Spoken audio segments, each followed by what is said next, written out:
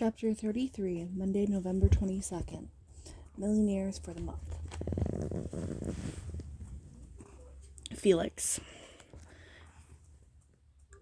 against his better judgment, clicked on another link. This post was titled Billionaire Brats. They might have come across as brats, but they certainly weren't billionaires. The video showed Benji and his parents shouting at Georgie's wedding. Then a British man appeared on the screen and criticized Benji and Felix. He called them spoiled, entitled, and wasteful Americans. "Turn that off," his mom said as she walked through the living room of their hotel suite. 1 second. Furthermore, the British man with white blonde hair said, "Only tone-deaf American parents would allow such behavior. These misfits should be removed from the home of their parents." Sentenced to. That was enough for Felix. He muted that site and Googled billionaire brats. He hoped someone would come to their defense, maybe even Laura Friendly. Instead of finding what he wanted, he became across the offering of a domain named billionairebrats.com. From $65,000, he bought it. "Please get off the computer," his mom said. "Are you okay? You don't look good." He poured him a glass of orange juice and then touched his forehead like she was taking his temperature.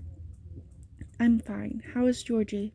After the wedding, he ended abruptly. Felix had gone back to his hotel room.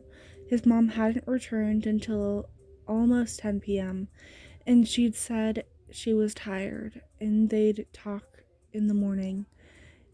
He'd tried to call Benji, but no one answered. Felix assumed or hoped Benji was under some kind of house arrest. He didn't want to think Benji was still mad. Georgie's confused. Honestly, we all are. She knows she should be grateful for what you'd given her, and she is. But other things would make their lives easier, that they would have appreciated even more. Like a house, he mumbled. "I don't expect you to buy your sister a house." His mom patted his hand. "She'll be okay. She needs to talk to her when she gets back from Vermont." He nodded. It wasn't their official honeymoon, but Georgie and Michelle were heading to Michelle's family's for Thanksgiving week. "You gotta take Freebie out and go see Benji." Felix got up and grabbed the leash and clipped it to Freebie. "We're not done talking." His mom stepped in front of him, and when she got a look at his outfit, she raised her eyebrows. "What are you wearing?" "Frito's pants." He also had on a Champion sweatshirt and his red and white Nike Air Flights. But he knew it was the short brown velvet pants that got her attention. She let out a loud breath. "Perfect example. You're not responsible with the money. It needs to stop. I want your debit card." She held out her hands. She didn't want to give up. He shouldn't, but the lock on her eyes made it clear. It was not a choice. He slipped out of his sweatshirt pocket and laid it in her palm. He took a deep breath. "I can call Trolls and get another one." And the account number was saved on his computer. He could still shop online and only had a little over 900,000 left. It could be done. "Thank you." Freebie pulled on the leash. "Can I take him out now?" "There's one more thing."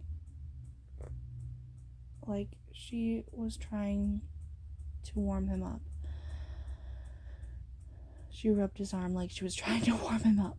"I'm quitting my job at Express Services. I'm giving it my 2 weeks notice today." "Why would you do that?" He fought back the words.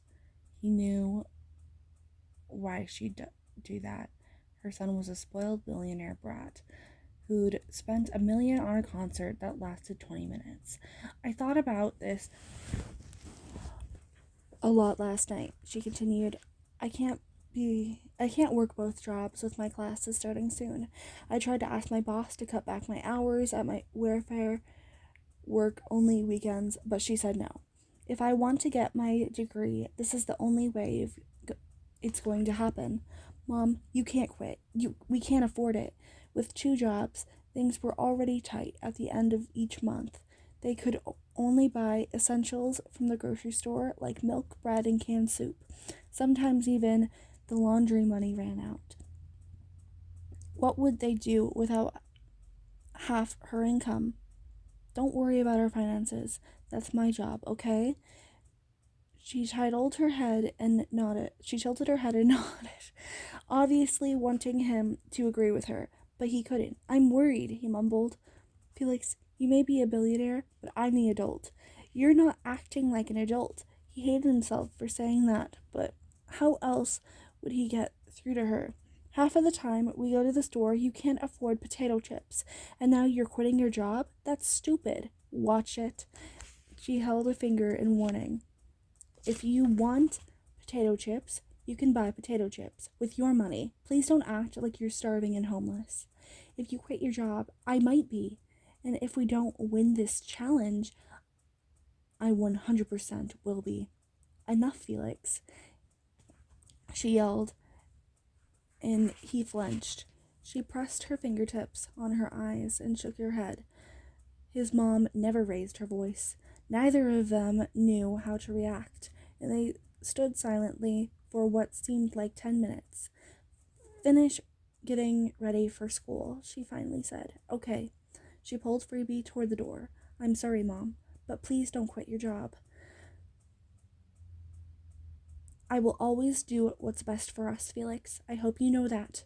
He nodded without looking back. How could she do that?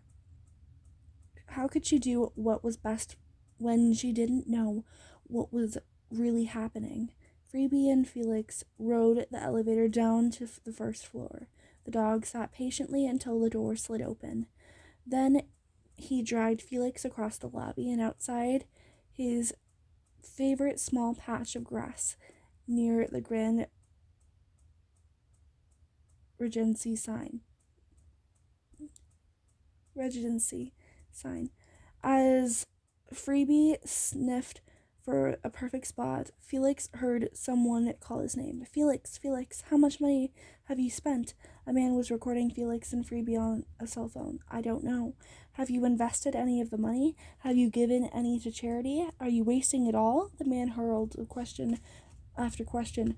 Felix focused on Freebie, who was squatting in the number 2 position. Felix reached into his coat pocket for a plastic baggie to pick it up.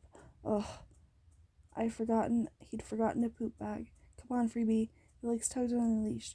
We needed to get out of there. You're just gonna leave that? The man asked. Do you care about anything? I don't have a bag, Felix replied. You could use $100 bill. The man laughed and kept the camera focused on Felix. Hey, Felix turned to see Reggie jogging toward them. Leave the kid alone. We're just talking. The man held up his hand. I'm from the Daily Beat. Felix, let's go. Reggie put an arm over Felix's shoulder and led him back inside the hotel. You good, boss? Yeah, thanks. Felix motioned toward the elevator. I'm going to check on Benji. Felix needed to talk to him. Benji would make a joke about the reporter. He'd think the Billionaire Brats video were funny, and he'd be impressed that Felix brought the domain name.